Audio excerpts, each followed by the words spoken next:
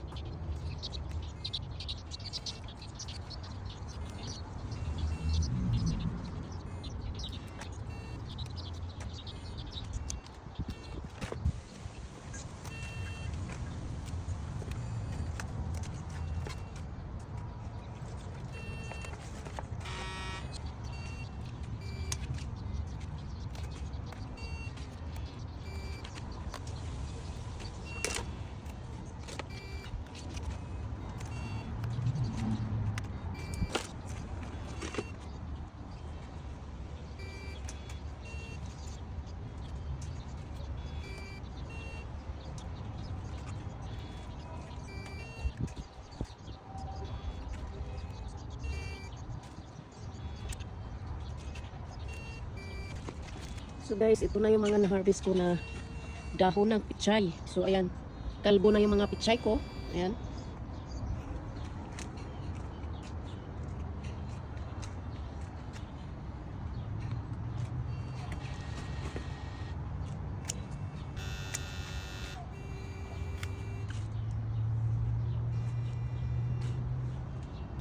So ito na guys, ang aking mga dahon ng pichay at saka mayroon din akong dahon ng sili na halo.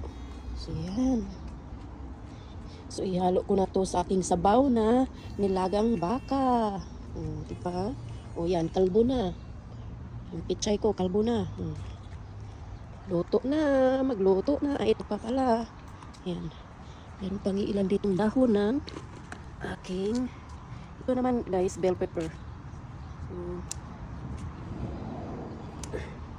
Sayang kasi yung dahon. Diba? Ang tataba. Lagi kong tinatanggalan ng dahon dahil ang tataba ng dahon. So it means talagang mabilis silang nagsasak ng nutrients sa aking lupa. So instead na yung dahon ang kakain ng mga nutrients ng lupa, hindi tanggalin sila at gagamitin sa pagluluto, di ba? Hindi masilti pa yung bunga ng aking, ayan, bell pepper. Ayan, may nakatago na dyan na bunga guys. Ayan.